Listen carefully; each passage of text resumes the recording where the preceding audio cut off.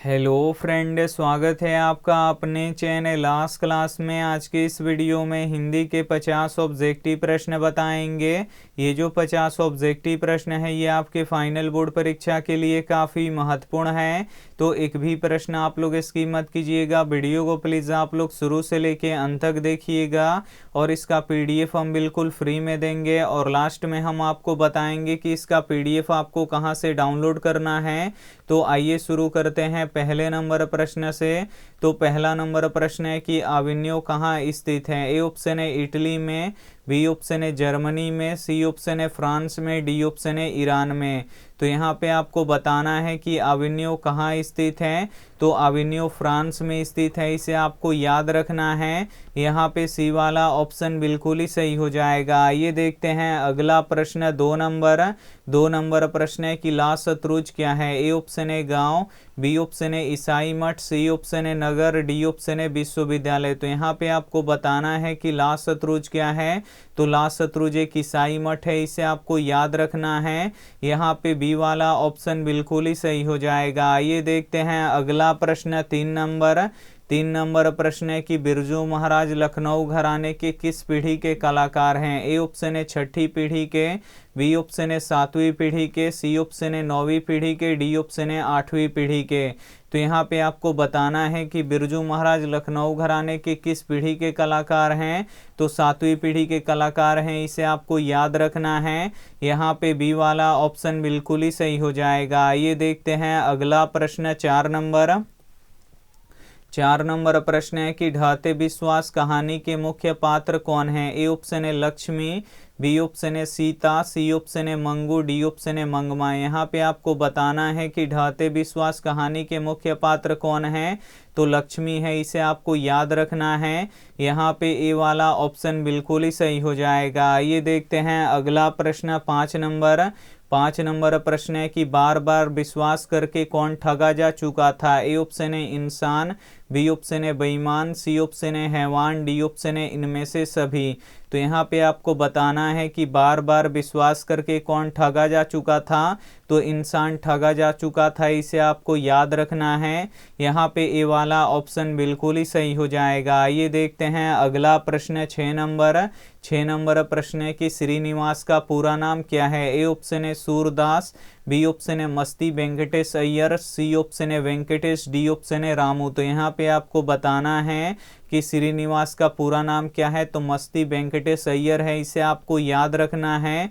यहाँ पे बी वाला ऑप्शन बिल्कुल ही सही हो जाएगा। आइए देखते हैं अगला प्रश्न सात नंबर प्रश्न है कि मंगमा के परिवार में कुल कितने आदमी थे। ए ऑप्शन है 2, बी ऑप्शन है 3, सी ऑप्शन है 5, डी ऑप्शन है 4। तो यहाँ पे आपको बताना है कि मंगमा के परिवार में कुल कितने आदमी थे। तो कुल 4 आदमी थे, इसे आपको याद रखना है। यहाँ पे डी वाला ऑप्शन बिल्कुल ही सही हो जाएगा। आइए देखते हैं अगला प्रश्न आठ नंबर प्रश्न है कि नजम्मा मंगम्मा की कौन थी। ए ऑप्शन है बेटी, बी ऑप्शन है माँ, सी ऑप्शन है पुत्र वधू, डी ऑप्शन है सास। तो यहाँ पे आपको बताना है कि नजम्मा मंगम्मा की कौन थी। तो पुत्र वधू थी, यानी पुत्र की पत्नी थी, इसे आपको याद रखना है। यहाँ पे सी वाला ऑप्शन बिल्कुल ही सही हो जाएगा। आइए देखते हैं अगला प्रश्न नौ नंबर प्रश्न है कि सवाल किस चीज का है। ए ऑप्शन है रोटी का, बी ऑप्शन है कपड़ा का, सी ऑप्शन है मकान का, डी ऑप्शन है दुकान का। तो यहाँ पे आपको बताना है कि सवाल किस चीज का है। तो सवाल रोटी का है, इसे आपको याद रखना है। यहाँ पे ए वाला ऑप्शन बिल्कुल ही सही हो जाएगा। आइए देखते हैं अगला प्रश्न 10 नंबर प्रश्न है कि सीता रुआसी क्यों हो गई। ए ऑप्शन है बेटों के दुत्कार से, बी ऑप्शन है बहुओं की कला से, सी ऑप्शन है अपना काला ओढ़ना देख के, डी ऑप्शन है अपनी गरीबी पर। तो यहाँ पे आपको बताना है कि सीता रुआसी क्यों हो गई। तो अपना काला ओढ़ना देख के सीता रुआसी हो गई, इसे आपको याद रखना है। यहाँ पे सी वाला ऑप्शन बिल्कुल ही सही हो जाएगा। आइए देखते हैं अगला प्रश्न 11 नंबर प्रश्न है कि सुजाता का वास्तविक नाम क्या है। ए ऑप्शन है के रंगराजन, बी ऑप्शन है डी रंगराजन, सी ऑप्शन है एम रंगराजन, डी ऑप्शन है एस रंगराजन। तो यहाँ पे आपको बताना है कि सुजाता का वास्तविक नाम क्या है, तो एस रंगराजन है, इसे आपको याद रखना है। यहाँ पे डी वाला ऑप्शन बिल्कुल ही सही हो जाएगा। आइए देखते हैं अगला प्रश्न 12 नंबर प्रश्न है कि पपाती को शहर क्यों लाया गया था। ए ऑप्शन है पढ़ने के लिए, बी ऑप्शन है सिनेमा देखने के लिए, सी ऑप्शन है इलाज के लिए, डी ऑप्शन है नाटक में भाग लेने के लिए। तो यहाँ पे आपको बताना है कि पपाती को शहर क्यों लाया गया था, तो इलाज के लिए लाया गया था, इसे आपको याद रखना है। यहाँ पे सी वाला ऑप्शन बिल्कुल ही सही हो जाएगा। आइए देखते हैं अगला प्रश्न 13 नंबर प्रश्न है कि नागरी लिपि के लेखक कौन है। ए ऑप्शन है भीमराव अंबेडकर, बी ऑप्शन है गुणाकर मूले, सी ऑप्शन है मैक्स मूलर, डी ऑप्शन है अमरकांत। तो यहाँ पे आपको बताना है कि नागरी लिपि के लेखक कौन है, तो गुणाकर मूले हैं, इसे आपको याद रखना है। यहाँ पे बी वाला ऑप्शन बिल्कुल ही सही हो जाएगा। आइए देखते हैं अगला प्रश्न 14 नंबर प्रश्न है कि संस्कृत किस लिपि में लिखी जाती है। ए ऑप्शन है ब्राह्मी लिपि में, बी ऑप्शन है देवनागरी लिपि में, सी ऑप्शन है रोमन लिपि में, डी ऑप्शन है गुरुमुखी लिपि में। तो यहाँ पे आपको बताना है कि संस्कृत किस लिपि में लिखी जाती है, तो संस्कृत ब्राह्मी लिपि में लिखी जाती है, इसे आपको याद रखना है। यहाँ पे ए वाला ऑप्शन बिल्कुल ही सही हो जाएगा। काफ़ी महत्वपूर्ण 50 ऑब्जेक्टिव प्रश्न बताएंगे, तो एक भी प्रश्न आप लोग स्किप मत कीजिएगा। वीडियो को प्लीज़ आप लोग शुरू से लेके अंत तक देखिएगा, और वीडियो को अभी तक आप लाइक नहीं किए तो प्लीज़ आप लोग वीडियो को लाइक भी कर दीजिएगा। आइए देखते हैं अगला प्रश्न 15 नंबर प्रश्न है कि चंद्रगुप्त विक्रमादित्य कहाँ के राजा थे। ए ऑप्शन है विदर्भ के, बी ऑप्शन है मिथिला के, सी ऑप्शन है पटना के, डी ऑप्शन है उड़ीसा के। तो यहाँ पे आपको बताना है कि चंद्रगुप्त विक्रमादित्य कहाँ के राजा थे, तो ये पटना के राजा थे, इसे आपको याद रखना है। यहाँ पे सी वाला ऑप्शन बिल्कुल ही सही हो जाएगा। ये देखते हैं अगला प्रश्न 16 नंबर प्रश्न है कि टकसाल का संबंध है। ए ऑप्शन है सिक्कों से, बी ऑप्शन है अभिलेखों से, सी ऑप्शन है लिपि से, डी ऑप्शन है अनाज से। तो यहाँ पे आपको बताना है कि टकसाल का संबंध किससे है, तो टकसाल का संबंध सिक्कों से है, इसे आपको याद रखना है। यहाँ पे ए वाला ऑप्शन बिल्कुल ही सही हो जाएगा। ये देखते हैं अगला प्रश्न 17 नंबर प्रश्न है कि किस बादशाह ने सीता और राम की आकृति वाले सिक्के चलाए थे। ए ऑप्शन है अकबर ने, बी ऑप्शन है शेर शाह ने, सी ऑप्शन है शाहजहां ने, डी ऑप्शन है जहांगीर ने। तो यहाँ पे आपको बताना है कि किस बादशाह ने राम सीता की आकृति वाले सिक्के चलाए थे, तो अकबर ने चलाए थे, इसे आपको याद रखना है। यहाँ पे ए वाला ऑप्शन बिल्कुल ही सही हो जाएगा। आइए देखते हैं अगला प्रश्न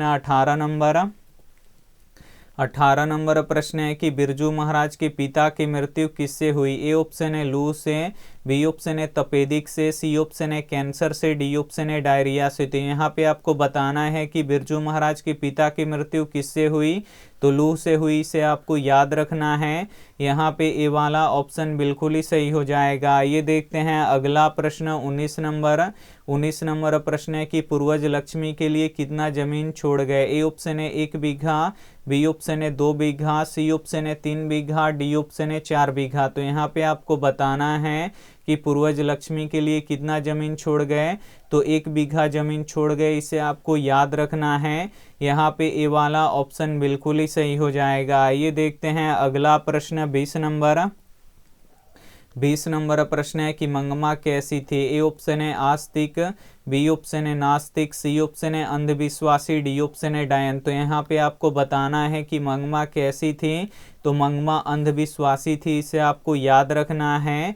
यहाँ पे सी वाला ऑप्शन बिल्कुल ही सही हो जाएगा। ये देखते हैं अगला प्रश्न 21 नंबर प्रश्न है कि पपाती को क्या हुआ था। ए ऑप्शन है मेनिंजाइटिस, बी ऑप्शन है खांसी, सी ऑप्शन है पेट दर्द, डी ऑप्शन है सर दर्द। तो यहाँ पे आपको बताना है कि पपाती को क्या हुआ था, तो पपाती को मेनिंजाइटिस यानी बुखार हुआ था, इसे आपको याद रखना है। यहाँ पे ए वाला ऑप्शन बिल्कुल ही सही हो जाएगा। ये देखते हैं अगला प्रश्न 22 नंबर प्रश्न है कि उत्तर भारत के नागरी लिपि को किस लिपि के नाम से जाना जाता है। ए ऑप्शन है देवनागरी लिपि के नाम से, बी ऑप्शन है सिद्धम लिपि के नाम से, सी ऑप्शन है दोनों के नाम से, डी ऑप्शन है इनमें से कोई नहीं। तो यहाँ पे आपको बताना है कि उत्तर भारत के नागरी लिपि को किस नाम से जाना जाता है, तो देवनागरी लिपि के नाम से जाना जाता है, इसे आपको याद रखना है। यहाँ पे ए वाला ऑप्शन बिल्कुल ही सही हो जाएगा। ये देखते हैं अगला प्रश्न 23 नंबर प्रश्न है कि ललित निबंध है। ए ऑप्शन है नाखून क्यों बढ़ते हैं, बी ऑप्शन है बहादुर, सी ऑप्शन है मछली, डी ऑप्शन है नौबत खाने में इबादत। तो यहाँ पे आपको बताना है कि इसमें से ललित निबंध कौन है, तो नाखून क्यों बढ़ते हैं ललित निबंध है, इसे आपको याद रखना है। यहाँ पे ए वाला ऑप्शन बिल्कुल ही सही हो जाएगा। ये देखते हैं अगला प्रश्न 24 नंबर प्रश्न है कि निर्लज अपराधी किसे कहा गया है। ए ऑप्शन है नाखून को, बी ऑप्शन है चोर को, सी ऑप्शन है डाकू को, डी ऑप्शन है बदमाश को। तो यहाँ पे आपको बताना है कि निर्लज अपराधी किसे कहा गया है, तो निर्लज अपराधी नाखून को कहा गया है। यहाँ पे ए वाला ऑप्शन बिल्कुल ही सही हो जाएगा। ये देखते हैं अगला प्रश्न 25 नंबर प्रश्न है कि अभिन्यो क्या है। ए ऑप्शन है बौद्ध मठ, बी ऑप्शन है शहर, सी ऑप्शन है गुरुकुल, डी ऑप्शन है सनातन मठ। तो यहाँ पे आपको बताना है कि अभिन्यो क्या है, तो अभिन्यो एक शहर है, इसे आपको याद रखना है। यहाँ पे बी वाला ऑप्शन बिल्कुल ही सही हो जाएगा। ये देखते हैं अगला प्रश्न 26 नंबर प्रश्न है कि लक्ष्मी कौन थी। ए ऑप्शन है एक अमीर महिला, बी ऑप्शन है गांव की सरपंच, सी ऑप्शन है एक दिनहीन महिला, डी ऑप्शन है इनमें से कोई नहीं। तो यहाँ पे आपको बताना है कि लक्ष्मी कौन थी, तो लक्ष्मी एक दिनहीन महिला थी, इसे आपको याद रखना है।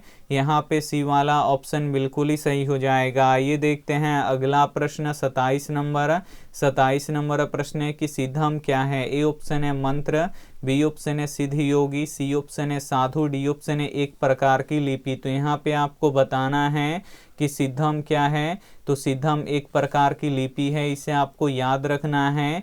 यहाँ पे डी वाला ऑप्शन बिल्कुल ही सही हो जाएगा। ये देखते हैं अगला प्रश्न 28 नंबर प्रश्न है कि आर्यों के पास था। ए ऑप्शन है लोहे का अस्त्र, बी ऑप्शन है घोड़े, सी ऑप्शन है मिट्टी के घर, डी ऑप्शन है इनमें से सभी। तो यहाँ पे आपको बताना है कि आर्यों के पास क्या था, तो लोहे के अस्त्र था, घोड़े थे, मिट्टी के घर था, यानी इनमें से सभी था। तो यहाँ पे डी वाला ऑप्शन बिल्कुल ही सही हो जाएगा। ये देखते हैं अगला प्रश्न 29 नंबर प्रश्न है कि हिरोशिमा कहाँ स्थित है। ए ऑप्शन है चीन में, बी ऑप्शन है जर्मनी में, सी ऑप्शन है नेपाल में, डी ऑप्शन है जापान में। तो यहाँ पे आपको बताना है कि हिरोशिमा कहाँ स्थित है, तो हिरोशिमा जापान में स्थित है, इसे आपको याद रखना है।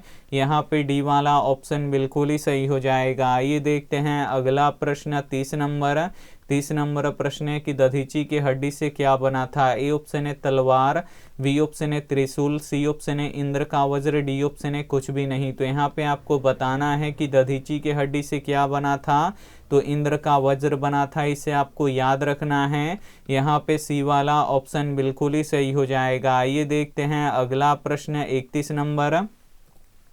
31 नंबर प्रश्न है कि हजारी प्रसाद द्विवेदी को किस पे गर्व है। ए ऑप्शन है भारतीय परंपराओं पर, बी ऑप्शन है भारतीय सैनिकों पर, सी ऑप्शन है भारतीय लोक नृत्यों पर, डी ऑप्शन है इनमें से कोई नहीं।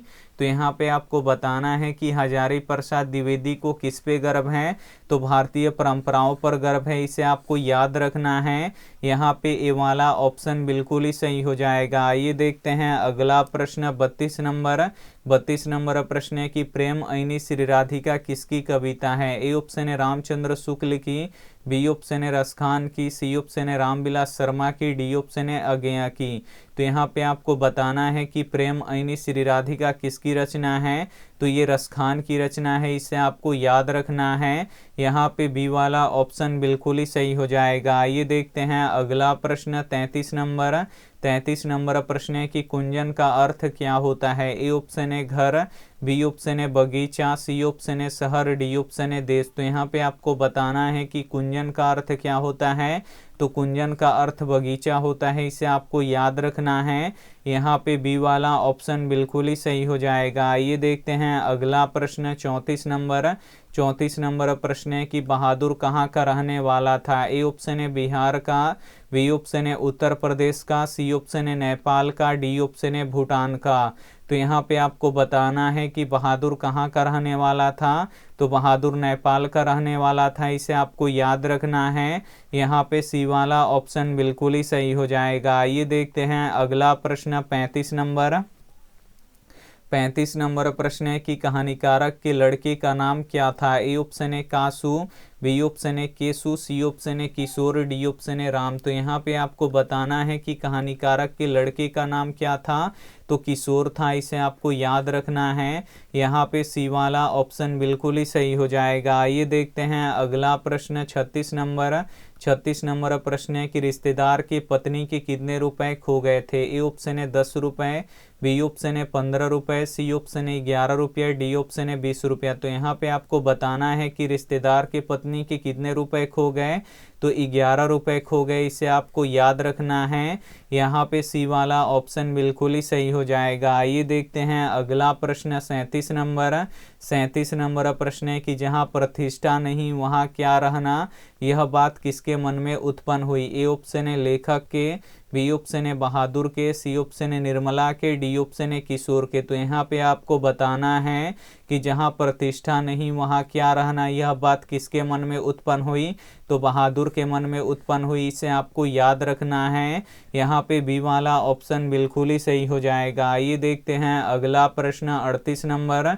38 नंबर प्रश्न है कि सुशिरवादों में शाह की उपाधि किसे प्राप्त है। ए ऑप्शन है तबला को, बी ऑप्शन है बांसुरी को, सी ऑप्शन है ढोलक को, डी ऑप्शन है शहनाई को। तो यहाँ पे आपको बताना है कि सुशिरवादों में शाह की उपाधि किसे प्राप्त है, तो शहनाई को प्राप्त है, इसे आपको याद रखना है।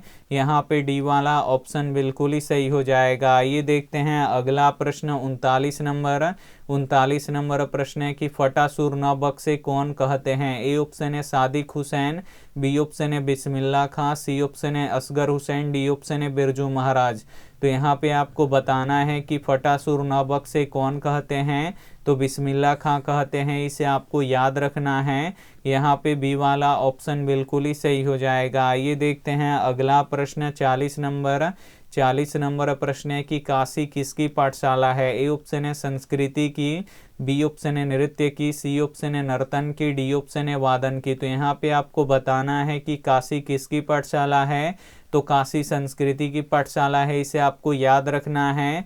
यहाँ पे ए वाला ऑप्शन बिल्कुल ही सही हो जाएगा। आइए देखते हैं अगला प्रश्न 41 नंबर। 41 नंबर प्रश्न है कि मैक्स मूलर कहाँ के रहने वाले थे। ए ऑप्शन है भारत के, बी ऑप्शन है पाकिस्तान के, सी ऑप्शन है जर्मनी के, डी ऑप्शन है अमेरिका के। तो यहाँ पे आपको बताना है कि मैक्स मूलर कहाँ के रहने वाले थे, तो मैक्स मूलर जर्मनी के रहने वाले थे, इसे आपको याद रखना है। यहाँ पे सी वाला ऑप्शन बिल्कुल ही सही हो जाएगा। आइए देखते हैं अगला प्रश्न 42 नंबर। 42 नंबर प्रश्न है कि सच्चा भारत कहाँ बसता है। ए ऑप्शन है शहरों में, बी ऑप्शन है महानगरों में, सी ऑप्शन है गाँव में, डी ऑप्शन है सरायों में। तो यहाँ पे आपको बताना है कि सच्चा भारत कहाँ बसता है, तो सच्चा भारत गांव में बसता है, इसे आपको याद रखना है। यहाँ पे सी वाला ऑप्शन बिल्कुल ही सही हो जाएगा। आइए देखते हैं अगला प्रश्न 43 नंबर।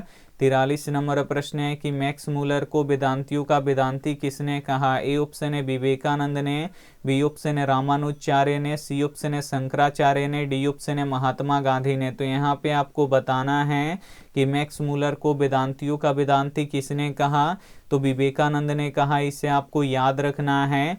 यहाँ पे ए वाला ऑप्शन बिल्कुल ही सही हो जाएगा। आइए देखते हैं अगला प्रश्न 44 नंबर।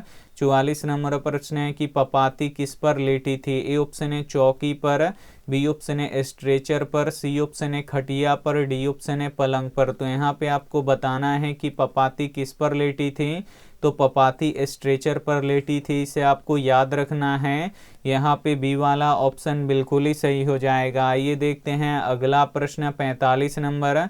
45 नंबर प्रश्न है कि रसखान ने चितचोर किसे कहा है। ए ऑप्शन है कृष्ण जी को, बी ऑप्शन है इंद्र जी को, सी ऑप्शन है शिव जी को, डी ऑप्शन है गणेश जी को। तो यहाँ पे आपको बताना है कि रसखान ने चितचोर किसे कहा है, तो श्री कृष्ण जी को कहा है, इसे आपको याद रखना है। यहाँ पे ए वाला ऑप्शन बिल्कुल ही सही हो जाएगा। आइए देखते हैं अगला प्रश्न 46 नंबर। 46 नंबर प्रश्न है कि बहादुर कौन था। ए ऑप्शन है कहानीकारक के मित्र, बी ऑप्शन है कहानीकारक के चपरासी, सी ऑप्शन है कहानीकारक के बेटा, डी ऑप्शन है कहानीकारक के नौकर। तो यहाँ पे आपको बताना है कि बहादुर कौन था, तो बहादुर कहानीकारक का नौकर था, इसे आपको याद रखना है। यहाँ पे डी वाला ऑप्शन बिल्कुल ही सही हो जाएगा। आइए देखते हैं अगला प्रश्न 47 नंबर। 47 नंबर प्रश्न है कि दारिश क्या है। ए ऑप्शन है सोने के सिक्के, बी ऑप्शन है चांदी के सिक्के, सी ऑप्शन है पीतल के सिक्के, डी ऑप्शन है लोहे के सिक्के। तो यहाँ पे आपको बताना है कि दारिश क्या है, तो दारिश सोने के सिक्के हैं, इसे आपको याद रखना है। यहाँ पे ए वाला ऑप्शन बिल्कुल ही सही हो जाएगा। आइए देखते हैं अगला प्रश्न 48 नंबर।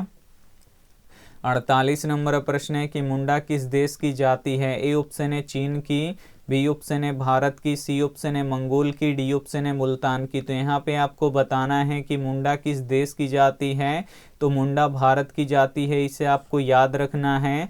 यहाँ पे बी वाला ऑप्शन बिल्कुल ही सही हो जाएगा। आइए देखते हैं अगला प्रश्न 49 नंबर।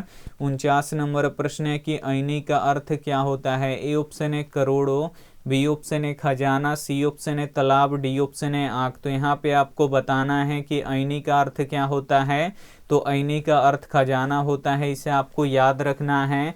यहाँ पे बी वाला ऑप्शन बिल्कुल ही सही हो जाएगा। आइए देखते हैं अंतिम प्रश्न 50 नंबर।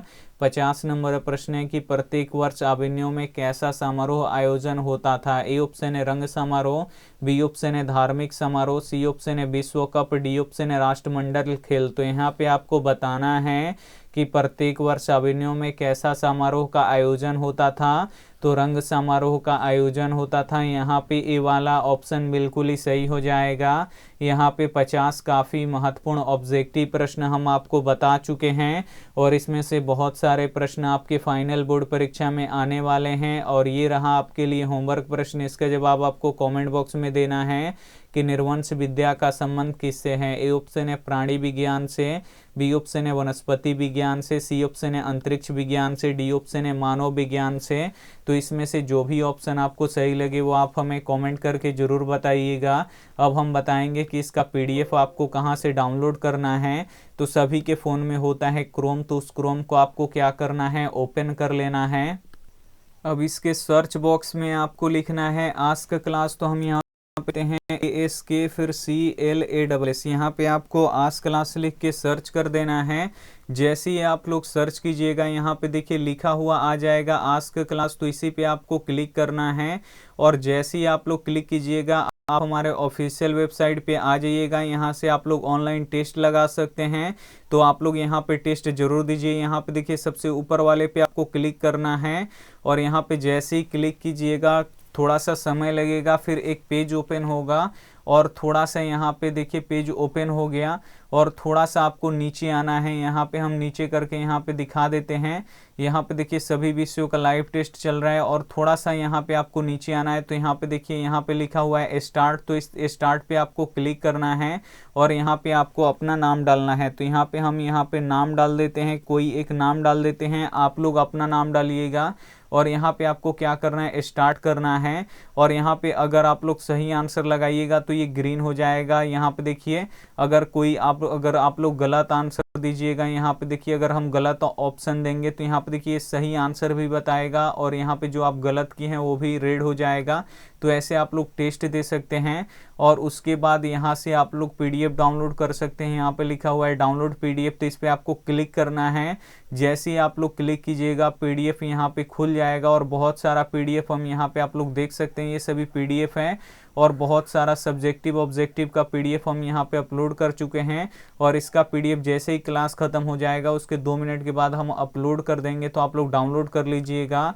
अगर आपको कोई भी न्यूज़ पढ़ना है या यहाँ पे क्वेश्चन बैंक पढ़ना है तो यहाँ से आप लोग क्वेश्चन बैंक पढ़ सकते हैं और यहाँ पे 10th का ऑब्जेक्टिव सब्जेक्टिव पढ़ सकते हैं और यहाँ से मॉडल पेपर पढ़ सकते हैं।